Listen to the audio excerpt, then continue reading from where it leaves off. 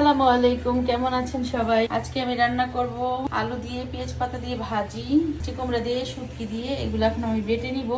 Bell দিয়ে রুই মাছের মাথা দিয়ে মুড়ি ঘন্ট।